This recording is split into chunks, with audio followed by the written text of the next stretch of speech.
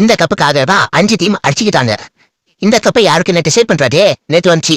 ஆமாங்க, நேற்று நான் ஃபைனல் மேட்ச்ல டெல்லி விசஸ் மும்பை மோதிக்கிட்டாங்க.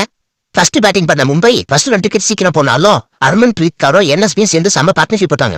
2 டீமுக்கும் இவ்வளவு ஃபேன்ஸ் வருவாங்க நான் சத்தியமா எதிர்பார்க்கல. நீங்க எதிர்பார்த்தீங்கன்னா கீழே கமெண்ட் செக்ஷன்ல கமெண்ட் பண்ணுங்க. செம்ம ஃபேன்ஸ், அதுக்கே ஒரு கிளாப் பண்ணணும். இவ்வளவு சப்போர்ட் கொடுத்துருக்காங்க WPLக்கு. எமிகே சேலஞ்சா ஆஹான்ற மாதிரி தான் ஹர்மன்பிரீத் கௌர் நேற்று டெல்லி போலர்ஸ் இங்கே பாரு அங்கே பாருன்னு போட்டு பிடிச்சிட்டாங்க. ஃபர்ஸ்ட் இன்னிங்ஸ்ல எம்பை 149 தான் எடுத்துருந்தாங்க. டெல்லி போலர்ஸ் அருமையா பவுலிங் பண்ணாங்க. 150 தானே சேஸ், நம்ம டெல்லி கேபிட்டல்ஸ் ஈஸியா சேஸ் பண்றாங்கன்னு தான் நீங்களே எதிர்பார்த்தீங்க. நான் கூட அப்படிதான் எதிர்பார்த்தேன், ஏன்னா சஃபாரி வருமா மெக்லானிங்களா இருக்காங்கன்னு. ஆனா அங்க புயல் மாதிரி வந்து எம்பை பவுலர்ஸ் போட்டாங்க பாருங்க. பால் ஒரு பாலும் டெல்லியில யாருமே ஒழுங்கா பேட்டிங் பண்ண முடியல. அந்த அளவுக்கு பவுலிங் செமையா இருந்துச்சு மும்பை கிட்ட. அதனால மும்பை கப்ப தப்பி தூக்கின்னு போய் நேர்ந்துட்டாங்க. நீதான் பண்ணி சேர் அப் பண்ணியிருந்தாங்க எம்ஐக்கு. எம்ஐ திரும்ப சாம்பியன் ஆயிட்டாங்க.